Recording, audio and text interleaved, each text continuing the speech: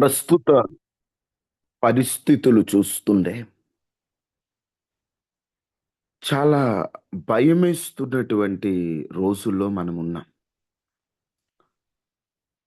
యేసుక్రీస్తు ప్రభువారు సర్వ మానవాళి నిమిత్తము ఒకసారి మానవునిగా జన్మించి, మొదటి రాకడలో మనందరి పాపముల నిమిత్తం చనిపోయి, మూడో రోజున తిరిగి లేచి, ప్రపంచానికి రక్షకునిగా, లోకనాథునిగా, పాపులను రక్షించి, పాపము నుండి విడిపించి, మోక్ష మార్గాన్ని చూపగలిగినటువంటి మార్గదర్శిగా ఉన్నాడు యేసుక్రీస్తు ప్రభు మొదటి రాకడలు. ఆయన ఆరోహణమయ్యేటప్పుడు చెబుతారు, నేను మరలా వస్తాను. మొదటిసారి గొర్రెపిల్ల వలె వచ్చాడు, అందరి నిమిత్తము చనిపోయాడు. రెండవసారి రాబోతున్నాడు.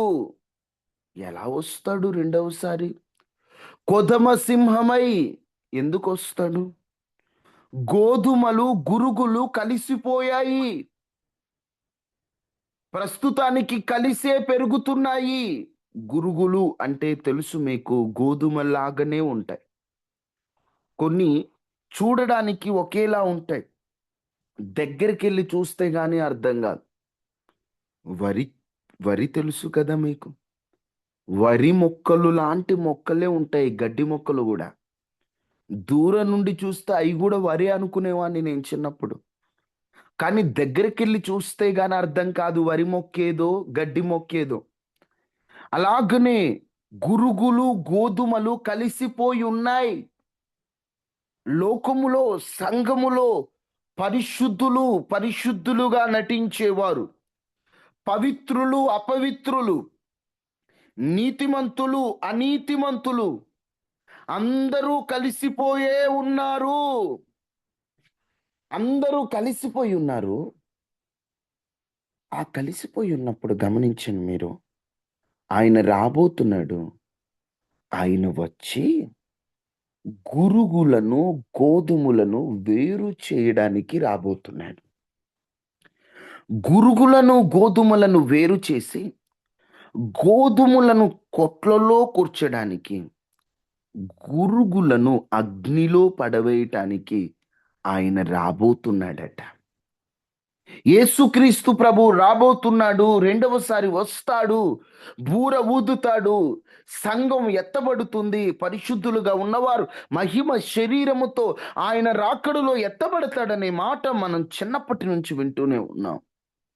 ఈరోజు కొత్తగా చెప్పేది ఏముంది అని కొంతమందికి అనిపించవచ్చేమో, కానీ ప్రస్తుత జరుగుతున్నటువంటి కొన్ని సూచనలు బట్టి, ప్రస్తుతం జరుగుతున్న కొన్ని వార్తలను బట్టి ఆయన రాకడ అతి సమీపంగా ఉంది అని అర్థమైపోతుంది. ఇంకా రక్షణ పొందని వారు ఉన్నారు, ఇంకా బ్రతుకు మార్చుకొని వారు ఉన్నారు, ఇంకా దేవునికి పూర్తిగా సమర్పించని వారు ఉన్నారు, ఇంకా సంపూర్ణమైన భక్తి లేనివారు, విశ్వాసం లేనివారు, ఆత్మీయత లేనివారు, అభిషేకం లేనివారు ఉన్నారు. ఏదో దేవుడంటే ఈ లోకంలో అడిగినది ఇస్తూ ఈ లోక సుఖములకై ఆయన్ని పరిమితం చేసి, పరలోక విలువను, పరలోక పట్టణం యొక్క గొప్పతనాన్ని గ్రహించని మూర్ఖులు వంటి మొరటి వారు ఇంకా ఉన్నారు. వారు కేవలం ఈ లోకంలో డబ్బు, ఈ లోకంలో సుఖం, ఈ లోకంలో ఉన్నత స్థానం, ఇదే నాకు ముఖ్యం అనుకుంటూ ముందుకెళ్ళిపోతున్నారు. కానీ దేవుడు రెండవసారి రాబోతున్నాడు. ఆయన వచ్చినప్పుడు నేను విడవబడే గుంపులో ఉంటానా, ఎత్తబడే గుంపులో ఉంటానా అనేటువంటి ఆలోచన రావట్ల. కొంతమంది అంటారు, నేను నరకానికే వెళ్తానండి అని ఏదో గర్వంగా చెప్పుకుంటారండి. నేను ఒకటి చెప్తున్నాను, ఈ లోకంలో ఏదైనా బాధలు ఉంటే ఏమంటారో తెలుసు చాలామంది. అమ్మో, ఈ బాధలు పట్టం కంటే చావటం నయం రా బాబు, నా వల్ల కావట్లేదు, చచ్చిపోవాలనిపిస్తుంది. ఎవరి దగ్గరికి వెళ్ళినా ఈ ఒక మాట ఊత పదం, చచ్చిపోవాలనిపిస్తుంది. ఎందుకు? తట్టుకోలేక అంటే 70 ఏళ్ళు బ్రతికే బ్రతుకుకి చిన్న కష్టం వస్తేనే ఈ బతుకెందుకురా చచ్చిపోతే బాగుండు అనుకుంటున్నావే. యుగ యుగాలు నరకములో అల్లాడుతున్నప్పుడు చచ్చిపోవడానికి కూడా అక్కడ అవకాశం ఉండదే. అది రెండవ మరణం కదా. ఇంకా తప్పించుకోవడానికి అవకాశం ఉండదే. ఈరోజు చాలా మంది ప్రభు రాకడ అతి సమీపంగా ఉంది అనే గ్రహింపు ఎందుకు రావట్లేదు? దేవుని రాకడ అతి సమీపమే. బ్రతుకు మార్చుకొని జీవితాన్ని దిద్దుకొని నేను ఎలా సిద్ధపడాలి, నేను దేవుని రాకడ విడవబడతానేమో, నాలో ఇంకా ప్రార్థన తక్కువైపోతుందేమో, నేను ఇంకా సరిగ్గా లేనేమో, ఈ ఆలోచనలు రావట్లా. పనికిరాని గొడవలు, పనికిరాని పగలు, పనికిరాని అసూయలు, పనికిరాని కుళ్ళులు, ఇవన్నీ కడుపులో పెట్టుకొని దేవుని రాకడ వస్తుంది విడవబడితే అదెంత ఘోరమో కదా. నేను ఒక మాట మీతో చెప్పి వర్తమానంలోకి వెళ్ళిపోతానండి. బుద్ధి లేని కన్యకలు ఐదుగురున్నారు. బుద్ధి గల కన్యకలు ఐదుగురున్నారు. వారు 10 మంది కన్యకలే. గుర్తుపెట్టుకోండి. విడవబడిన ఐదుగురు కూడా కన్యకలే. ఎన్నో సార్లు చెప్పాను నేను. పెద్ద పెద్ద పొరపాట్లు చేసి కాదు, చిన్న చిన్న వాటి దగ్గరే ఐదుగురు కన్యకలు విడవబడ్డారు. వారు కన్యత్వమును పోగొట్టుకోలా. వారు చేయరాని అక్రమ కార్యములు చేయలా. చేసిందేమిటంటే సిద్ధపాటు లేకపోవడం ఒకటి. చాలీ చాలని నూనె. చాలీ చాలని నూనె ఉండటం ద్వారా వెలుగు లేదు. వెలుగు లేకపోవడం వల్ల ప్రియుడు వారిని ఎరుగలేదు. ఈరోజు మన జీవితంలో కూడా మనం ప్రభువుని నమ్ముకున్నాం, పరలోకం వెళ్ళిపోతాం అనుకుంటున్నాం గాని, సరిపోయేటువంటి వెలిగింపబడే అంత, చాలు అనేనంత భక్తుందా? విశ్వాసముందా? ఆత్మీయతుందా? అభిషేకముందా? ప్రార్థనుందా? అప్పుడప్పుడు చేసుకునే 10 నిమిషాల ప్రార్థన ఎత్తబడడానికి ఏం పనికొస్తదండి? అప్పుడప్పుడు చదువుకునే 2 ముక్కల వాక్యం, మెలుకువ వచ్చినప్పుడు వినే 2 ముక్కల వాక్యం నిన్ను పరలోకానికి సరిపోతుందా? ఎంత విత్తితే అంత కోస్తాం గదా! సరిపడనంతుందా? చాలినంత భక్తుందా? కొంతమందికి చాలినంత భక్తుండదు. పక్కన వారి మీద ఆధారపడుతుంటారు. నా కోసం ప్రేయర్ జేయక్క. మంచిది, అడగడం తప్పు కాదు. అడుగుతున్నా, నీకుందా? దేవుని రాకకై ఇది సరిపోతదా? పక్కనోళ్ళు నీ కోసం చేసే ప్రార్థన సరిపోతుందా? నూనె లేదట. ముందుగా సిద్ధపడాలి గదా! ప్రియుడొచ్చేసాడు. పక్కన వారిని అడిగాడు. పక్కన వారిని అడిగారు వీరు సారీ. "మీ కొంచెం నూనె ఇవ్వరా" అంటే, నీకిస్తే మా పరిస్థితేంటి? ఎవరి లెక్క వారిదే. ఎవరి తీర్పు వారిదే. ఎవరిది వారికే అని వారు అప్పు ఇవ్వలేదు. పోయిన తెచ్చుకో, కొనే వాళ్ళ దగ్గరికి పోయి, అమ్మే వాళ్ళ దగ్గరికెళ్ళిపోయి తెచ్చుకో, కొనుక్కోపో అన్నారు తప్ప, ఎవరిది వారిదే. విడువబడిపోయారు. సరిపోయినంత భక్తి లేదు. చాలినంత వారికి ఉండవలసింది లేదు వారి వెలగటానికి. ఈరోజు నీకుందా సరిపోయినంత ప్రార్థన? సరిపోయినంత వాక్య అనుభవం? సరిపోయినంత భక్తి? సరిపోయినంత చాలినంత పరిశుద్ధత ఉందా? లేదు ఈ రోజుల్లో చాలామంది.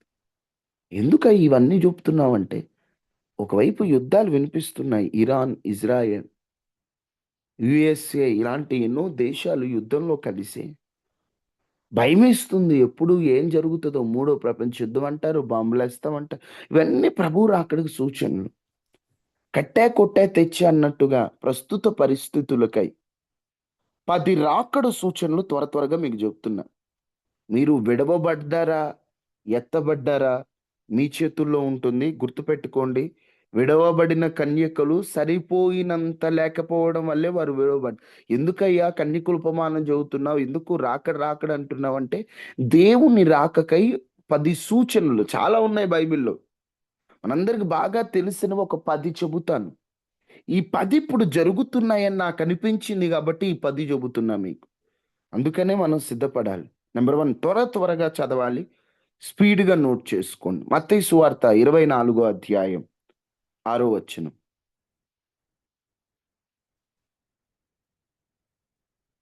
త్వరగా చదవాలి, చదివేవాళ్ళు, లేకపోతే అన్ని నేనే చదివేస్తాను. మీరు మరియు యుద్ధము మీరు యుద్ధములను గూర్చియు యుద్ధ సమాచారములను గూర్చి వినబోదురు మీరు యుద్ధములను గూర్చి, యుద్ధ సమాచారములను గూర్చి వినబోదురు. వినబోదురు. మొదటి రాకడ సూచన, మీరు యుద్ధాల గురించిన సమాచారం వింటారు.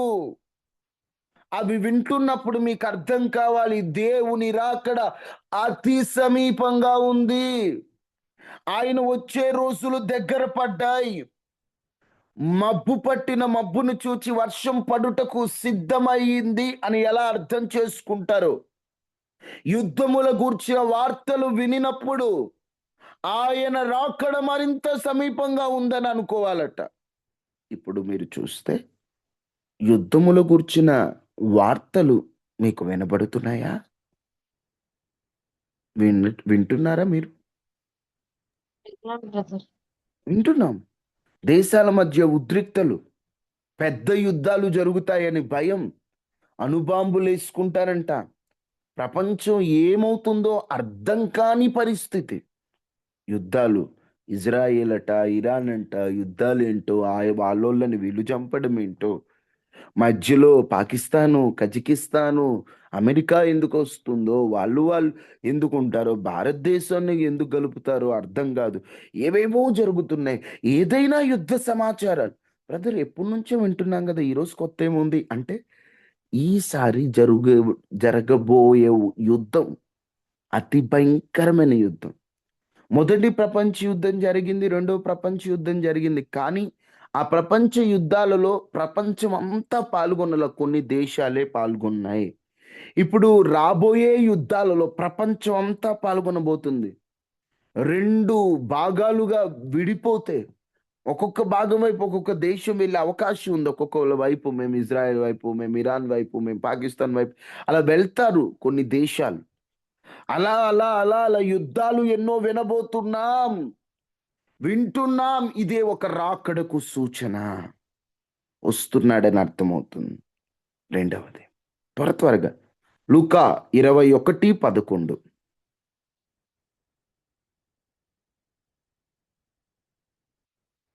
లూకా 21:11.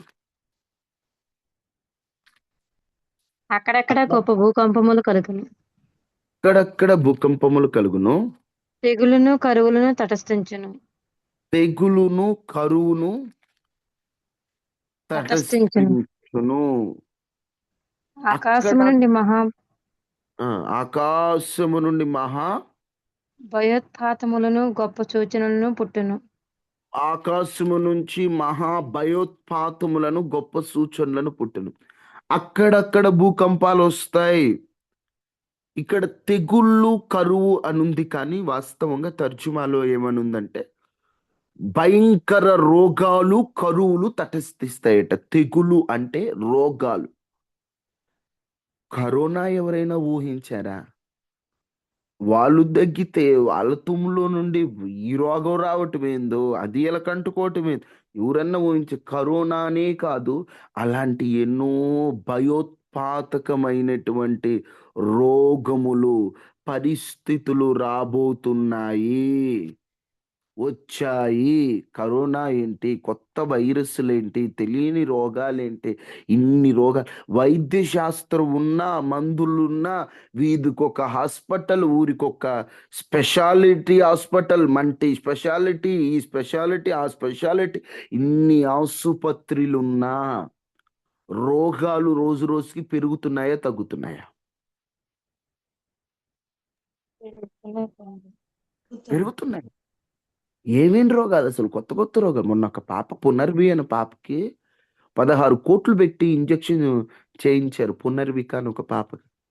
ఏమిటా రోగం అంటే, ఆ కాళ్ళు చేతులు ఏం పనిచేయవు. ఆ పాప కంటే సాయం చేశారు 16 కోట్లు. మళ్ళీ ఇంకొక పాప, ఓ బాబు బాబు వచ్చాడు, మాకు కూడా సాయం చేయండి అండి, మాకు 25 కోట్లు కావాలన్నాయి. ఒకరికంటే ఇస్తారు, అంతమందికి ఇవ్వలేరు కదా జనాలు. అంటే ఎప్పుడు ఏ రోగం ఎట్లొస్తుందో తెలియట్లేదు. పరిస్థితులు అంత ఘోరాతి ఘోరంగా ఉన్నాయి. క్యాన్సర్ అంటున్నారు. ఒకప్పుడు ఎవరికో ఉండేదట క్యాన్సర్ అనేవాళ్ళు.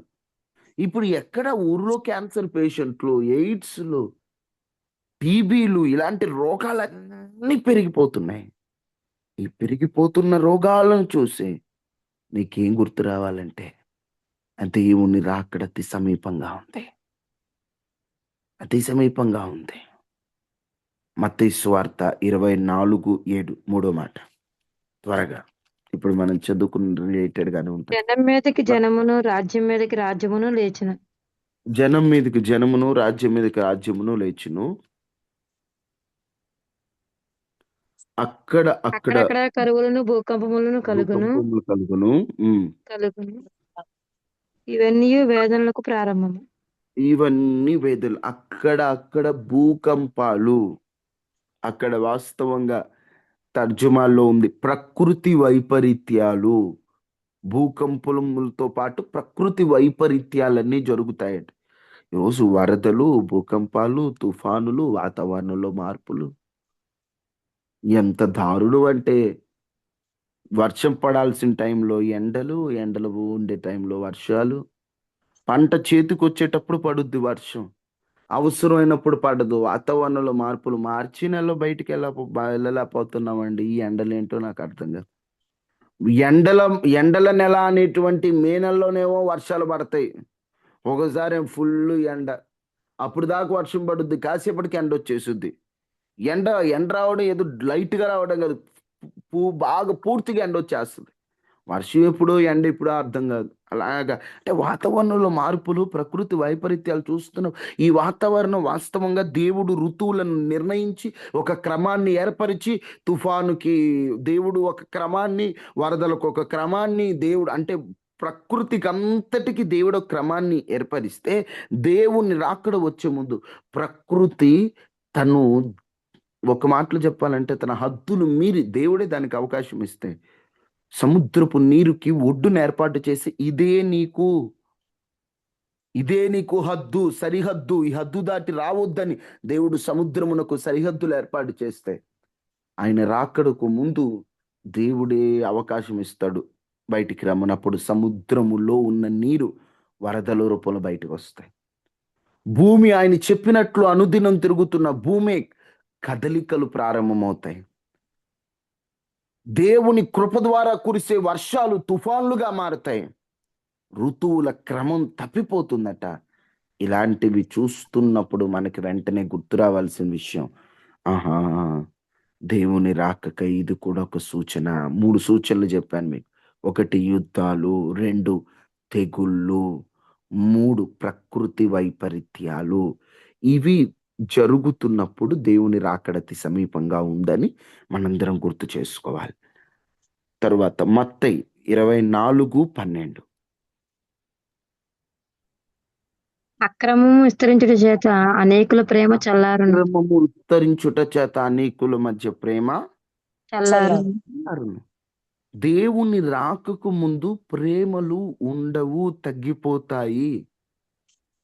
ఎప్పుడైతే అధర్మం, అక్రమం, సాతాను మాయ పెరగటం వల్ల ప్రేమలు ఉండవు. ఈ రోజుల్లో నిజం చెప్పండి, కుటుంబాల మధ్య ప్రేమలు పెరుగుతున్నాయా, తగ్గుతున్నాయా? తగ్గుతుంది. లేదు. ప్రేమలు ఉండట్లేదు. అసలు ప్రేమలన్నీ ఏమైపోతున్నాయి? ప్రేమ అంటే ఆ పాడు సినిమాల్లో ప్రేమ తప్ప అవసరమైన ప్రేమ ఉండట్లా. ఆ పాడు సినిమాలో ప్రేమ మోహపు ప్రేమ, కామపు ప్రేమ, వ్యర్థ ప్రేమ. యవనస్తుల విషయంలో నిజం చెబుతున్నానండి. గత 2, 3 వారాలుగా ప్రశాంతంగా పడుకోవడానికి ఉండట్లేదు. యవనస్తులు గుర్తొస్తున్నారు. రోజుకి ఇన్ని వార్తలు. ఆ అమ్మాయి వెళ్ళిపోయింది, ఈ అబ్బాయి వచ్చాడు, వాళ్ళిద్దరు పెళ్లి చేసుకున్నారు. ఎంత అసహ్యం వేస్తుందో తెలుసా? అరే సక్రమంగా దేవుడు ఒక క్రమాన్ని ఏర్పాటు చేసి ఆశీర్వదించి వివాహాలు చేసుకోమని దేవుడు మంచి అవకాశాన్ని ఇస్తుంటే ఎక్కడికెక్కడికో వెళ్ళిపోతాడు. నిజం చెబుతున్నానండి. ఇమానియల్ యూత్ పరిచర్యల్లో కానీ, ఈ ఇమానియల్ యూత్ తల్లుల పిల్లలు గాని ఎవ్వరు అలాంటి ప్రేమ లేచిపోయో లేకపోతే అంటారు కదా, ఆ మాటలు మనం వాడకూడదు గాని ఎదురించి పెళ్ళిళ్ళు చేసుకోవడం, ప్రేమ కథలు నడపటం ఇలాంటివన్నీ ఈ గ్రూపులో అస్సలు ఉండకూడదు. అస్సలు యాక్సెప్ట్ చేసేటువంటి పనే లేదు. మానుకోండి. ఎవరైనా ఉంటే నేను యవనస్తులకి మొత్తుకొని చెప్తున్నాను. ఎవరైనా ఉంటే వదిలేయండి అలాంటి ప్రేమలు. ఏం తెలుసు ప్రేమలు? ఏంటి ప్రేమంటే? 15 ఏళ్ల అమ్మాయి అంటది, నాకు ఆహ్, అబ్బాయిని ప్రేమిస్తున్నాను. నాకు అబ్బాయి ఎందుకు? పెళ్లి చేసుకోవడానికి. 15 ఏళ్ల పిల్లకి ఎందుకమ్మా పెళ్లి? ఇప్పుడు నీకు 15 ఏళ్లకే నీకు భర్త కావాల్సొచ్చిందా? 15 ఏళ్లకే భార్య కావాల్సొచ్చిందా? ఎందుకు ప్రేమ? ఎందుకు పెళ్లి కోసం అంటారు ఇదొక వంక. పెళ్లి కోసం నీకిప్పుడు అవసరమా? అంటే దేవుడు నిన్ను ఏకాకిగా దేవుడు ఉంచినంత కాలం నువ్వుండు. నీకప్పుడెందుకు భాగస్వామి? ఒకడంటాడు, "అన్న రేపు ఫ్యూచర్‌లో పెళ్లి చేసుకో అందుకే ఇప్పుడు మాట్లాడుతున్నామని." నువ్వు ఒకవేళ రేపు పెళ్లి జేసుకుంటావంటే, ఈరోజు ఆ అమ్మాయితో తప్పుగా బిహేవ్ చేసినా అది బైబిల్ ప్రకారం జారత్వమే. అది నేను చేసినా, ఇంకెవరు జేసినా, ఎవరు జేసినా అది జారత్వమే. ఒప్పుకునేది లేదు. దేవుడు అస్సలు యాక్సెప్ట్ చేయడు కొన్ని కొన్ని విషయాలు. తప్పే. అయ్యా రేపు పెళ్ళయ్యా లేదు అది ప్రేమ కాదు. ఈరోజు యవ్వనస్తుల విషయంలో ప్రార్థన చేద్దాం ఈ 21 రోజులు. యేసు నామములో మన కుటుంబాల్లో అలాంటివి జరగకూడదంతే. చక్కగా వివాహం అంటే ఎంత ఘనంగా అది ఘనమైనది గదా! ఘనంగా ఉండాల్సిన కార్యక్రమం గదా! ఆదాము దేవుడి దగ్గరికెళ్ళి, దేవుడా నాకొక పార్ట్‌నర్ జూడు. ఈ జంతువులతో నా వల్ల గావట్లేదు. నాకు కొంచెం చూడవా ఎవరో ఒకళ్ళు అని ఆదాము దేవుడినడిగాడా? ఆదాము లేదు. ఒంటరిగానే ఉంటే మంచిది గాదని దేవుడు జడ్జ్ జేసాడా? దేవుడు జడ్జ్ ఒంటరిగా చేశాడు. ఉండడం మంచిది కదా. దేవుడు దేవుడు జత చేసేంత వరకు తన పని తాను చేసుకుంటూ సైలెంట్‌గా ఉన్నాడుగా. అవును. ఈరోజు నేను చెప్పేది అదే యవనస్తులకి. దేవుడు ఒక సమయానికి పెద్దవారి ద్వారా దేవుడు జత చేస్తాడు. ఆ జత చేసేంత వరకు ఓపికతో ఉండాలి. ఆ జత చేసేంత వరకు అడగాలి. ఒకవేళ కొంతమంది నన్ను ఎప్పుడు ఎవరు కలిసినా ఇవే అన్న ప్రేమ పెళ్లి చేసుకోవచ్చా? ఎందుకు? అది ఏది ప్రేమ? ఒక అమ్మాయిని చూసాను ప్రేమిస్తున్నానన్నా. చేసుకోవచ్చా? చేసుకోకూడదా? చేసుకోవచ్చా? ఏం చూసి ప్రేమించావు? బైబిల్‌లో ప్రేమకు ఒక అర్థం ఉంది. అయి చూసి ప్రేమించావా? లేదు. అందం చూసి ప్రేమించావా? ఇద్దరు బిడ్డలు కన్న వెంటనే అందం పోతుంది ఆమెది. అప్పుడు ఆమెను వదిలేస్తావా? కొంతమంది తెలివి మనసు చూసి ఏ మనస్సు? నీతో ఎలా ఉందన్నదే నువ్వు చూస్తున్నావు. నువ్వు లేనప్పుడు ఎలా ఉంది? నువ్వు నీతో ఉన్నప్పుడే ఆ అబ్బాయి ఎలా ఉన్నాడో నువ్వు చూస్తున్నావు. నువ్వు లేనప్పుడు?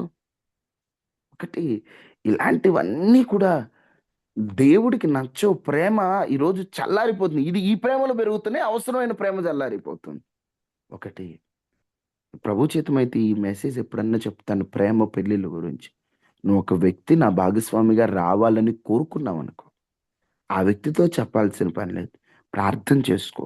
ప్రభువా నీ చిత్తమైతే మా ఇద్దరిని జత చే ఆళ్ళతో పర్సనల్‌గా కలవకూడదు. వాళ్ళతో పర్సనల్‌గా మాట్లాడకూడదు. వాళ్ళతో ఎటువంటి చెడు కార్యక్రమాల్లోకి వెళ్ళకూడదు. రోజు వాళ్ళతో ఫోన్‌లు మాట్లాడకూడదు. జస్ట్ ఈ వ్యక్తి నాకు భాగస్వామిగొస్తే బావుంటదంటే ప్రార్థన చేసి, పెద్దల సహకారంతో, దేవుని దీవెనతో అప్పుడు జతైతే అది పరిశుద్ధ వివాహం. లేదా తల్లిదండ్రులు చూపించినవో, లేతే నువ్వు కోరుకున్న వ్యక్తివైనా అదొక క్రమం. ఈరోజు ఆ క్రమం ఏది? ఇష్టం వచ్చినట్టుగా పెళ్ళికి ముందే ఎళ్ళకూడని స్థలాలకెళ్ళిపోయి భార్యాభర్తల్లాగా తిరిగేస్తుంటారు కొంతమంది. అది ప్రేమా? సాతాను అవసరమైన ప్రేమను తగ్గించేసి ఈ ప్రేమలు పెంచుతున్నాడు. క్రైస్తవ కుటుంబాలలో ఈ యొక్క కామ, మోహ, స్వార్థ, అవసర, సాతాను ప్రేమలు తొలగిపోవును గాక. ఒకవేళ ఎవరైనా తల్లుల పిల్లలు ఆ బంధకాల్లో ఉంటే యేసు నామములో విడుదల పొందుదురు గాక. ఆమేన్. ఆమేన్. ఆమేన్. పొందాలి. వద్దమ్మా! నేను చాలా నష్టపోతున్నా. ఒకరోజు కాదు. ఒక 2, 3 రోజులు వర్తమానం నా మైండ్‌లో ఉన్నదంతా చెప్పాలనిపిస్తుంది. తప్పు, తప్పు. అవసరమైన ప్రేమలు లేవు. భార్యాభర్తల మధ్య ప్రేమ ఉండట్లా ఈరోజు. తల్లి, బిడ్డ మధ్య ప్రేమ ఉండదు. తల్లి బిడ్డని చంపుతుందంట. ఏంటి వింత? బిడ్డలు తల్లిదండ్రుల్ని చంపుతున్నాయి. ఏంటి వింత? తల్లి అంటే గౌరవం లేదు, తండ్రి అంటే ప్రేమ లేదు.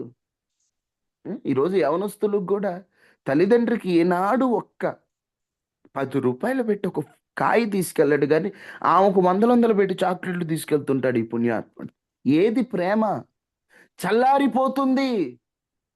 కష్టపడి బిడల మీద ఆశలు పెంచుకొని, కన్న తల్లి కడుపు మార్చుకొని, రెక్కలు ముక్కలు చేసుకొని, కష్టపడి నా పిల్లలే నా జీవితం, నా పిల్లలే నా ప్రపంచం, నా పిల్లలు నా పిల్లలు నా పిల్లలు నా పిల్లలని అంత కష్టపడి పెంచితే తల్లి మీద ప్రేమ ఉండదు వీడికి. తల్లి మీద ప్రేమ ఉండదు అమ్మాయికి. ఎవరి మీద ఈ ప్రేమ? ఏదా ప్రేమ? చల్లారిపోతుంది, చల్లారిపోతుంది. నాకు ఒక చిన్న ఆలోచన వచ్చింది నిన్నటి రోజున. తల్లి ఆశ అంతా ఎప్పుడు పిల్లల మీదే ఉంటది. సంపాదన పిల్లల కోసమే, కష్టపడేది పిల్లల కోసమే. ఆ పిల్లలు ఆ తల్లి ప్రేమను, ఆ తండ్రి ప్రేమను, వేరే లోక ప్రేమలు వచ్చిన వెంటనే అంత ఈజీగా ఎలా మర్చిపోతారా అని ఆలోచన వచ్చిందండి నిన్న నాకు. ఎట్లా మర్చిపోతారు? ప్రేమ చల్లారిపోతుంది. కష్టపడిన తల్లి ప్రేమ ఉండదు, తండ్రి ప్రేమ ఉండదు.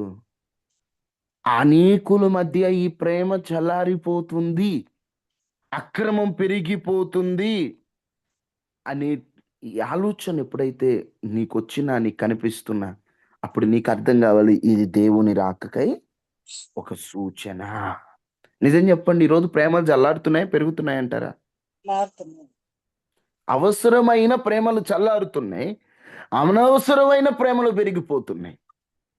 అనవసరమైన ప్రేమలు, లోక ప్రేమలు, మందిరాల్లో ప్రేమలంట సిగ్గు లేకుండా,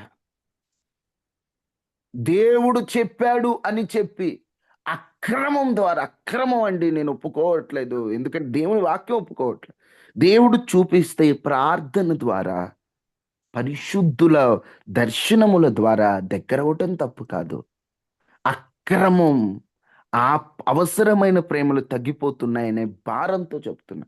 కుటుంబాల విభేదాలు, స్వార్థం, ఈ ప్రేమలు చల్లారిపోతున్నాయి. ఇది దేవుని రాకకై ఒక సూచన. 5:24-11 అనేకులైన అబద్ధ ప్రవక్తలు వచ్చి పలువురిని మోసపరచెదరు. నీకులైన అబద్ధ ప్రవక్తలు. 5 దేవుని రాకకై సూచన, తప్పుడు ప్రవక్తలు. ఈ రోజున సేవకులని చెప్పుకుంటున్న వారు పెరిగిపోతున్నారు, మంచిది. కానీ ఆ సేవకులలో నిజమైన సేవకుల కంటే అబద్ధ బోధకులు పెరిగిపోతున్నారు.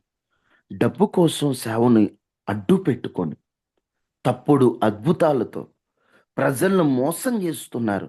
ఇలాంటివన్నీ వింటున్నాం. ఇలాంటివన్నీ వింటుంటే భయమేస్తుంది. ఈ అబద్ధ ప్రవక్తలండి, ఎవరు లోపల ఒకటి ఉంటుంది, పైకి ఒకటి ఉంటుంది. ఇలాంటి అబద్ధ ప్రవక్తలు మీకు ఎప్పుడైతే కనిపిస్తున్నారో, ఎక్కువైపోతున్నారో, అప్పుడు మీకు ఆలోచన రావాలి ఇది దేవుని రాకకై ఒక సూచన. 5 చెప్పాను మీకు మొత్తం నేను, దేవుని రాకకై సూచన. మిగతా 5 రేపు చెప్తాను. ఆ తర్వాత నుంచి ఉపవాసం గురించి స్టార్ట్ చేసుకుందాం. మొదటికి దేవుని రాకడ సూచన ఏంటి? వీటిని మళ్ళీ రేపు నేను వివరిస్తాను క్లారిటీగా. మొదటి దేవుని రాకడ సూచన, యుద్ధములు సంభవిస్తాయి. యుద్ధములు సంభవిస్తాయి, వాటి వార్తలు మనం వింటాం. 2 కరువులు వస్తాయి, కరువులు, తెగుళ్ళు, తెగుళ్ళు, రోగాలు, ఇవి వస్తున్నప్పుడు మనకు అర్థం కావాలి. 3 ప్రకృతి వైపరీత్యాలు, జనం మీదకి జనం, రాజ్యం మీదకి రాజ్యం. వైపరీత్యాలు, రాజ్యం మీదకి రాజ్యం, జనం మీదకి జనాలు వచ్చేస్తుంటారు. ప్రకృతి అంతా పాడైపోతా ఉంటది. వాతావరణ మార్పులు, ఋతువుల మార్పులు, ఇవన్నీ కూడా జరుగుతాయి. 4 ప్రేమలు చల్లారిపోతాయి, అవసరమైన ప్రేమలు చల్లారిపోయి అనవసరమైన ప్రేమలు పెరిగిపోతాయి. 5 అబద్ధ బోధకులు వస్తారు. బోధకులు వస్తారు. ఇప్పుడు ఈ 5 ఈ రోజుల్లో జరుగుతున్నాయా లేదా? జరుగుతున్నాయి. 100% జరుగుతున్నాయి. 100% జరుగుతుంటే అమ్మా, మనం ఎంత జాగ్రత్తగా ఉండాలంటే అర్థమవుతుందిగా, ప్రభు రాకడ అతి సమీపంగా ఉందని. ఎంత సిద్ధపడాలో ఆలోచించుకోండి. ప్రార్థన చేసుకుందాం. ప్రార్థన చేసుకుందాం. మహాపరిశుద్ధుడా, మహోన్నతుడు అయిన దేవ, కృపాసత్య సంపూర్ణుడా, నీకు వందనాలు. ఈరోజు మీరు మాతో మాట్లాడిన మాటలు బట్టి స్తోత్రం. ఎంతైనా మీరు నమ్మదగిన దేవుడు, ఎంతైనా మీరు గొప్పవారు. ఈరోజు మాతో మీరు మాట్లాడారు. ఈరోజు అయ్యా నీ రాకకై సూచనలు ఒక 5 మేము చూసాం. ఇవి మాకు తెలిసినవే, కానీ మాకు ఈరోజు గుర్తు చేశారు. ఇలాంటివి జరుగుతున్నాయంటే మీరు మరింత సమీపంగా వస్తున్నారని మేము అర్థం చేసుకొని మా జీవితాలు కట్టుకొని సరిచేసుకొని స్థిరపరిచి విడవబడిన కన్యకల వలె కాక ఎత్తబడిన కన్యకల వలె మేము సిద్ధపడినట్లు సహాయం చేయమని, విత్తబడిన వాక్యాన్ని నీరు కట్టి ఫలింపచేయండి. అనారోగ్యంతో ఉన్న వారికి ఆరోగ్యాన్ని ఇవ్వండి, మానసికంగా కృంగిపోయిన వారికి ధైర్యాన్ని ఇవ్వండి, సమాధానం లేని వారికి సమాధానాన్ని ఇవ్వండి, కుటుంబంలో సంతోషంతో నింపమని, ప్రతి ఇంటి చుట్టూ కంచి వేయమని, వైరస్లు అనారోగ్యాలు తొలగించమని, క్షేమాన్ని ఆరోగ్యాన్ని ఇవ్వమని, నీ బిడ్డల పక్షాన నిలిచి అద్భుతం చేయమని, సాతానికి ఎవరు అవకాశం ఇవ్వకుండా కాచి కాపాడి ప్రతి ఇంటి చుట్టూ కంచె మీరు అనుగ్రహించి మీరు సహాయం చేయమని యేసు నామములో అడిగి వేడుకొని ఉన్నాము తండ్రి, ఆమేన్. తండ్రి దేవుని ప్రేమ, కుమారుడైన యేసుక్రీస్తు వారి కృప, పరిశుద్ధాత్మన్యుని సహవాసం మనకి మన కుటుంబాలకు ఎల్లప్పుడూ ప్రభు కృప తోడైండును గాక. ఆమేన్. అందరికీ వందనాలు తల్లి, వందనాలమ్మా. అమ్మా, ఈరోజు యూత్ మీటింగ్ 9 గంటలకు ఉంటుంది. మీ పిల్లలు జాయిన్ చేయండి. అందరికీ వందనాలు. వందనాలు తండ్రి. వందనాలమ్మా, వందనాలమ్మా, అమ్మా. వందనాలమ్మా, వందనాలక్క, వందనాలు aunty. Praise Lord brother. Praise Lord brother. Praise Lord అమ్మా. ప్రైజ్ లార్డ్ అక్క. వందనాలు తమ్ముడు. వందనాలక్క. Praise Lord. అందరికీ ప్రైజ్ లార్డ్. అమ్మ ప్రైజ్ లార్డ్. వందనాలు. వందనాలమ్మా.